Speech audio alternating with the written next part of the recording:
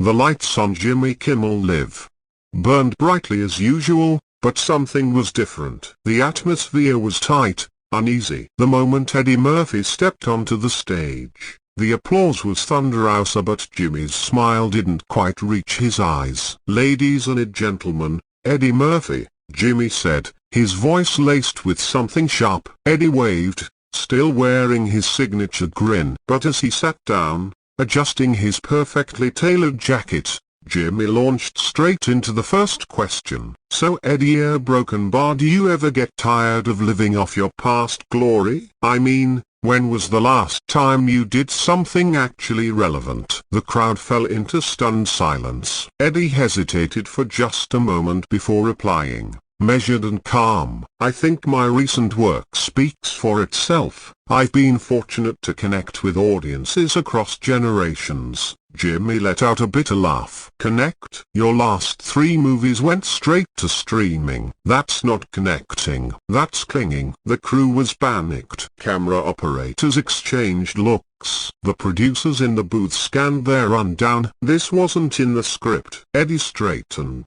"Jimmy, if you have a personal issue, maybe we should talk off camera." "Oh no, we're doing this here." "I've waited a long time." Jimmy leaned in, voice sharp. "You were great, Eddie, but now you're just a relic, coasting on old hits while real comedians hustle." Eddie's expression hardened. "I've been doing this since before you even knew what a mic was. I've created characters that lasted decades. What are you trying to prove?" Jimmy stood. "That there's a difference between being a legend and staying legendary." "You've forgotten how to earn a laugh." Eddie rose to match him. "No. This isn't about laughs. This is about you. You're bitter, and you think tearing me down will fix that." Jimmy's voice rose. "You want to talk bitter? Let's talk about the Paramount deal in 2003. The comedy special I lost. The one you killed." Eddie looked truly confused. "What are you talking about?" "My agent said you made the call. That you said I wasn't ready." "Jimmy," Eddie said quietly,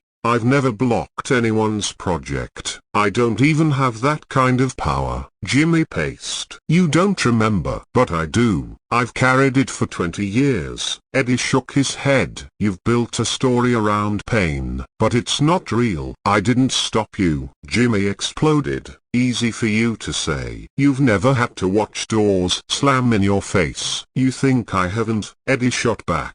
"My father died when I was 8. My mother worked 2 jobs. I didn't get anything handed to me. I earned it." "Then why did you become one of them?" Jimmy snarled. "One of the gatekeepers, keeping people like me out." "You mean people who blame others when things don't work out?" Eddie asked. "You're sitting behind one of the biggest desks in television, and you're still playing the victim." Jimmy slammed the desk. "My struggles weren't imaginary." "No," Eddie replied. "But your idea of who's to blame is." The studio was dead silent. Phones were out. Nobody dared to interrupt. "You really want to know what happened?" Jimmy hissed. "You happened. You crushed my shot before it even started." "I didn't even know you existed back then," Eddie said, calm but firm. "And maybe that's the problem," Jimmy growled. "You never even thought about me. I wasn't important enough." There was a beat of silence. Then Jimmy's voice cracked as he shouted,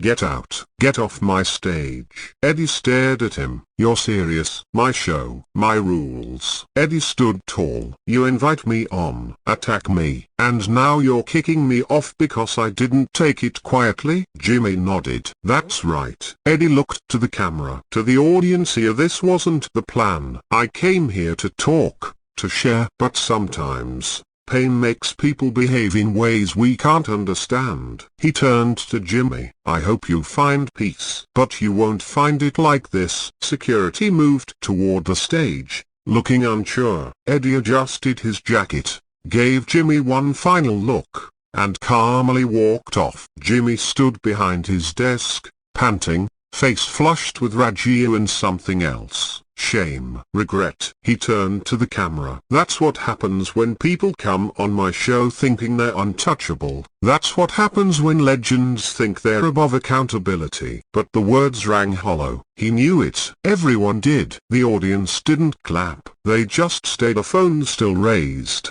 Silence ringing louder than applause ever could. Jimmy looked off camera. We'll be right back. But everyone knew, wah broken bar, they wouldn't.